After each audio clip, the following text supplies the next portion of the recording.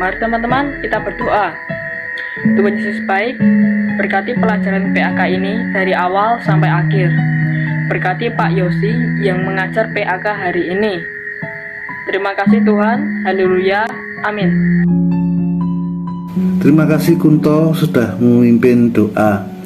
Anak-anak, pada hari ini pendidikan agama Kristen untuk kelas 7 kita masuk di bab yang ke-12. Judul bab kita adalah hati nurani memilih yang benar. Sehari-hari mungkin kita sudah pernah mendengar ya hati nurani gitu ya. Tapi artinya apa sih hati nurani? Nah, ada seorang ahli yang bernama Profesor K. Bertens.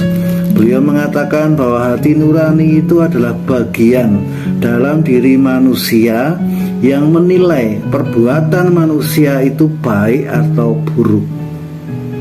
Nah, misalnya kalau kita pernah mencontek ya, membuat catatan di tangan atau membuat catatan di kertas lalu kita intip ya, kita mencontek, itu kita mungkin merasa deg-degan, kita merasa bersalah, kita merasa bahwa waduh ini aku melakukan perbuatan yang tidak baik.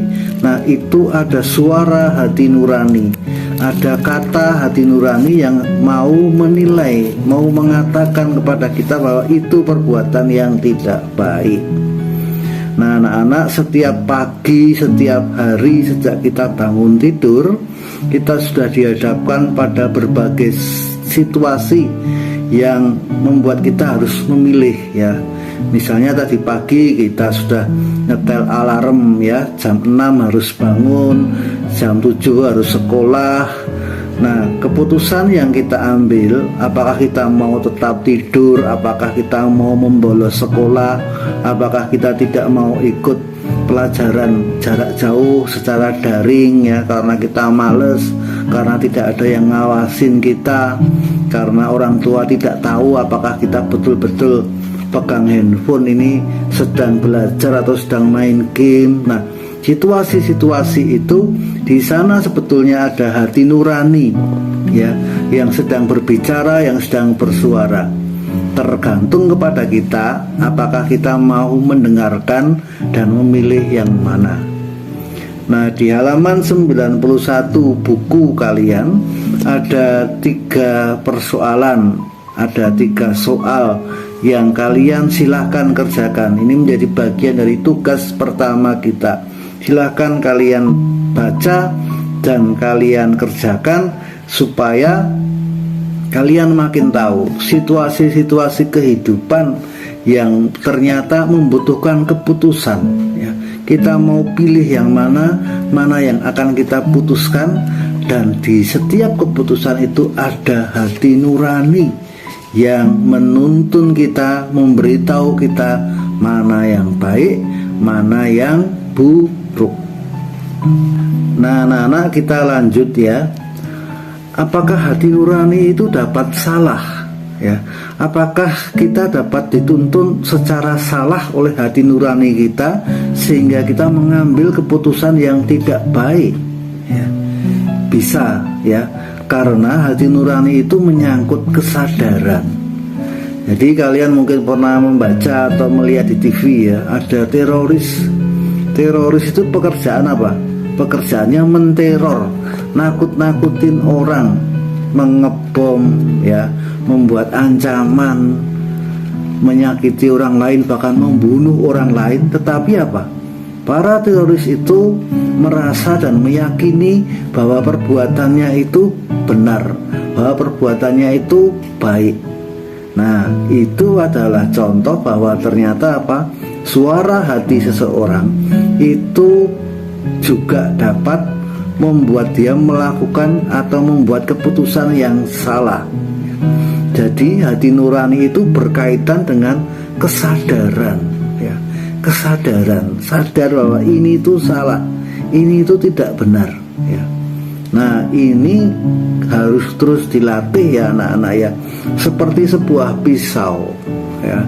Pisau kalau tidak pernah dilatih, tidak pernah diasah, dia akan menjadi tumpul ya. Sama seperti kita kalau nyontek sekali, 2 kali, pertama deg-degan, kedua masih deg-degan, yang ketiga, keempat, kelima dan seterusnya kita udah makin berani. Akhirnya apa? Kesadaran kita bahwa itu tuh salah itu akhirnya hilang, ya. Karena itu para teroris, para koruptor, orang-orang yang melakukan perbuatan jahat, itu mereka dulu mulai dari yang kecil-kecil ya anak-anak ya. Nyuri uang 50.000, lama-lama jadi 1 juta, 2 juta, akhirnya jadi koruptor. Karena apa? Karena suara hati nuraninya sudah tidak bisa menolong dia, ya. Dia udah tidak sadar, udah tidak mau mendengarkan, ya. Jadi hatinya itu sudah tidak bisa menolong dia untuk mengambil keputusan yang tepat. Nah, menurut Tuhan Yesus, kita memang harus hati-hati terhadap hati. Kenapa? Karena mari kita lihat Markus 7 ayat 21 sampai 23. Katanya lagi, apa yang keluar dari seseorang, itulah yang menajiskannya. Sebab dari dalam, dari hati orang, timbul segala pikiran jahat, percabulan, pencurian, pembunuhan, perzinahan, keserakahan, kejahatan, kelicikan, hawa nafsu, iri hati, hujat, kesombongan, kebebalan. Semua hal-hal jahat ini timbul dari dalam dan menajiskan orang. Nah, anak-anak, jelas ya, menurut Tuhan Yesus dari dalam hati manusia itu sumber kejahatan. Ada macam-macam kejahatan, semua timbul dari dalam hati manusia. Karena itu harus hati-hati betul, supaya hati kita ini diisi dengan hal-hal yang baik, ya. Supaya apa? Supaya yang keluar dari hati kita bukan berupa hal-hal yang buruk, ya.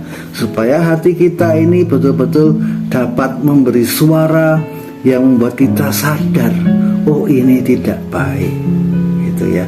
Jadi anak-anak, hati nurani itu yang akan berperan untuk membentuk kita nanti mau jadi seperti apa. Pak Yosi yakin kita semua tentu ingin menjadi anak Tuhan yang baik. Kita ingin bertumbuh menjadi remaja-remaja yang makin hari itu makin punya pertumbuhan, makin punya perubahan yang makin baik. Jangan makin tambah usia malah tambah males sekolah, tambah menjengkelkan teman-temannya, tidak mau patuh sama orang tuanya. Nah, ini tentu bukan yang diharapkan oleh Tuhan, bukan yang diharapkan oleh kita sendiri. Anak-anak, keputusan apa yang akan kita ambil? Apakah kita mau mendengar hati nurani kita? Apakah kita mau untuk mengasah dan melatih supaya aku ini makin peka, makin sadar dengan apa yang menjadi keinginan Tuhan melalui hati nuraniku. Nah, ini berpengaruh bukan hanya buat kita sendiri, ya, tapi juga buat orang-orang di sekitar kita. Misalnya kalau kita memutuskan untuk aku mau ikut teman-temanku nih nyoba bolos sekolah, ya, aduh enak ya rasanya ya, tidak ikut pelajaran online, tidak ikut pelajaran daring, ya. Teman-teman yang lain sibuk untuk mengerjakan soal di Google Form, kita malah main game. Itu mungkin terasa enak, tetapi itu nanti berpengaruh bukan hanya kepada diri kita sendiri. Kalau diri kita sendiri jelas ya anak-anak ya, kalau kita tidak ikuti pelajaran dengan baik, kalau kita membolos ikut pelajaran, maka nilai kita jelek, berpengaruh ke diri kita, tapi juga berpengaruh ke orang tua kita, kepada wali kita yang sudah percaya kepada kita. Kita pegang handphone, ya, dikira kita sedang belajar, padahal kita sedang mainan. Nah, orang tua nanti jadi kecewa kalau kita juga tidak punya nilai yang baik. Ternyata kita tidak sungguh-sungguh belajar. Nah, jadi anak-anak itu contoh ya, bahwa keputusan yang kita ambil, apakah kita mau mendengarkan hati nurani kita, itu berpengaruh tidak hanya untuk diri kita sendiri. Yang paling penting juga adalah kita perlu menjadi remaja-remaja yang punya kepercayaan diri. ya. Percaya diri dengan keputusan kita. Karena apa? Karena sebagai remaja ini kita suka ikut-ikutan, ya. Teman-temannya mulai nyoba hal-hal yang jelek, kita mau ikut nyoba. Karena apa? Kalau kita tidak mau ikut nyoba hal-hal yang jelek, itu nanti kita dibilang, oh kamu kuno, kamu kok berbeda sendiri. Nah, ini tantangan ya, kesulitan buat anak-anak remaja seperti kalian nih ya, suka ikut-ikutan dengan teman sekelilingnya. Kalau mengikuti hal yang baik, oke. Tapi kalau yang diikuti ternyata membawa kita kepada keputusan yang salah, maka kita harus punya kepercayaan diri ya. Kita harus mau untuk berbeda. Aku ndak mau nyoba itu. Aku ndak mau bolos. Kalau kamu mau bolos silahkan, tapi aku mau ikut mengerjakan soal, aku mau ikut pelajaran ini. Nah, itu contohnya ya. Aku ndak maulah masa punya kuota ternyata hanya dipakai untuk mainan game terus menerus ya, dan seterusnya. Jadi kita harus belajar anak-anak ya, bahwa kita punya kepercayaan diri untuk mengambil dan melakukan apa yang baik ya. Jangan ikut-ikutan ke hal yang tidak baik. Nah anak-anak, soal keberanian mengambil keputusan ini kita akan belajar juga dari Yonatan dan Daud ya. Kalian pernah dengar ya, Raja Daud itu punya sahabat yang baik, namanya Yonatan. Dalam 1 Samuel 20 dikisahkan bagaimana Yonatan ini sebagai seorang remaja, sebagai seorang pemuda, ternyata menghadapi situasi yang sulit ya. Karena apa? Karena papanya atau ayahnya Raja Saul ternyata benci dengan Daud, bahkan mau membunuh sahabatnya itu. Nah, susah kan? Di satu sisi Yonatan punya sahabat yaitu Daud, tapi ayahnya ingin membunuh sahabatnya. Nah, lalu bagaimana hati nurani Yonatan bisa memimpin dia, mengambil keputusan dengan penuh percaya diri? Minggu depan ya, kita akan belajar secara khusus dari 1 Samuel 20 ini. Sebab ini menarik untuk kita lihat ya, bagaimana ujian atau tantangan ya dalam mengambil keputusan yang dialami oleh Yonatan.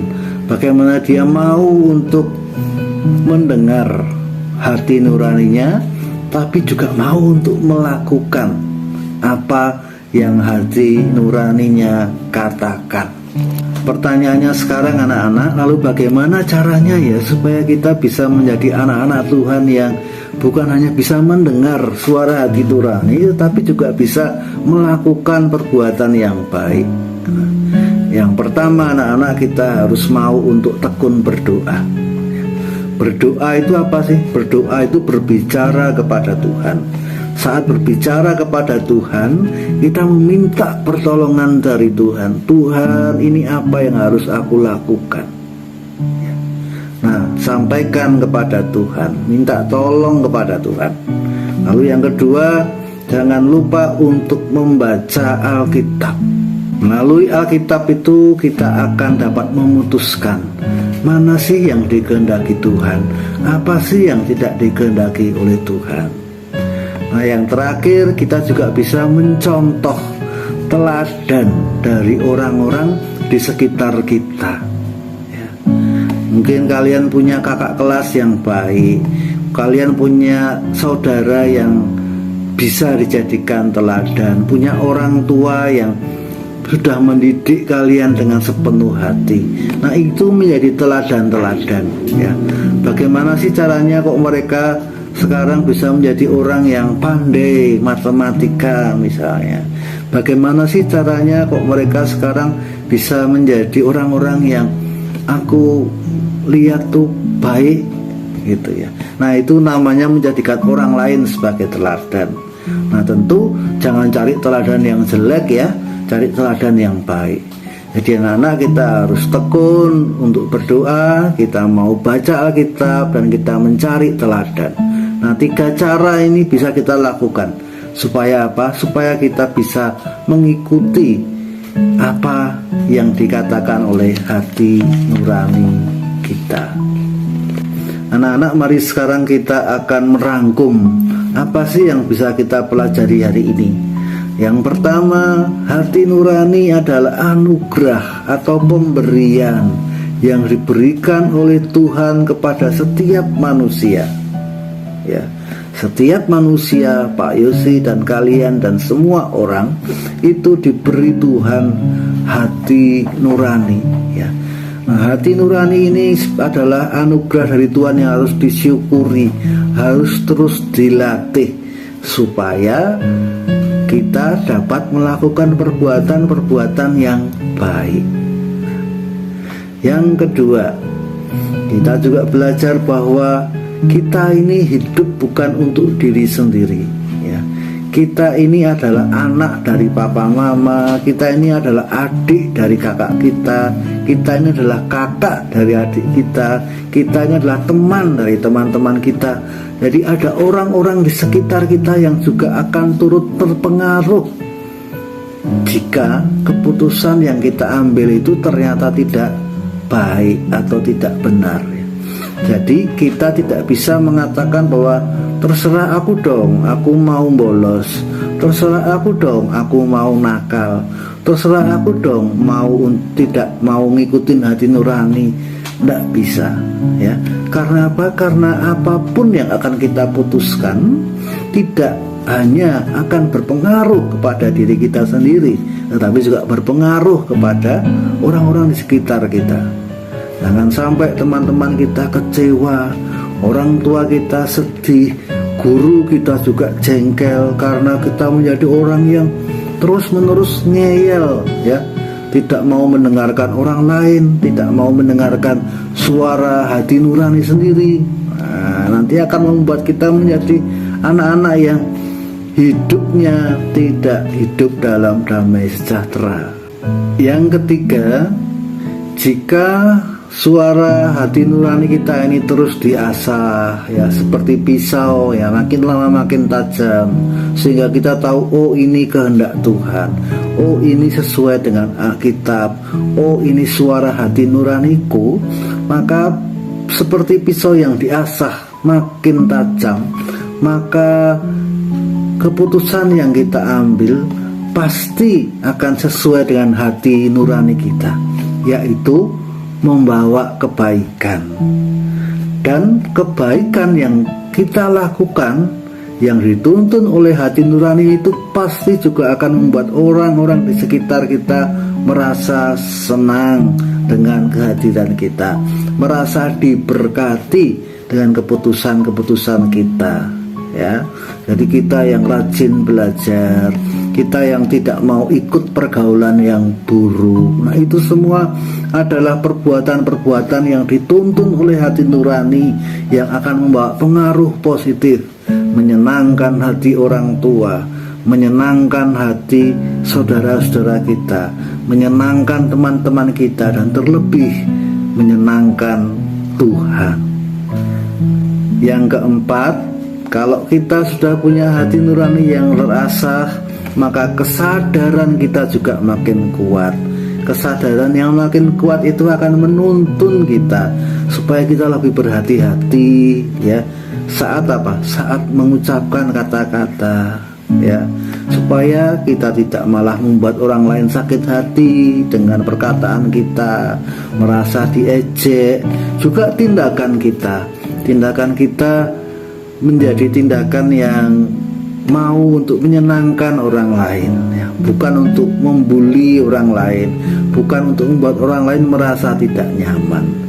Nah, anak-anak, ini rangkuman dari pelajaran bab ke-12, hati nurani memilih yang benar. Semoga yang sudah kita pelajari ini betul-betul membuat kita mau untuk mencari apa yang dikehendaki Tuhan, mengikuti hati nurani yang sudah dianugerahkan oleh Tuhan, sehingga hati kita ini tidak lagi menjadi hati yang mengeluarkan sumber-sumber yang jahat. Nah, kita akan akhiri pelajaran kita hari ini dengan bersama-sama mendengarkan sebuah lagu. Perhatikan liriknya, ikuti lagunya, ya. Bagaimana supaya hati kita ini menjadi hati yang bebas dari yang jahat. Nah, setelah lagu ini ada tugas yang kedua, kalian kerjakan juga ya. Terima kasih kalian sudah bersama-sama belajar dengan Pak Yosi.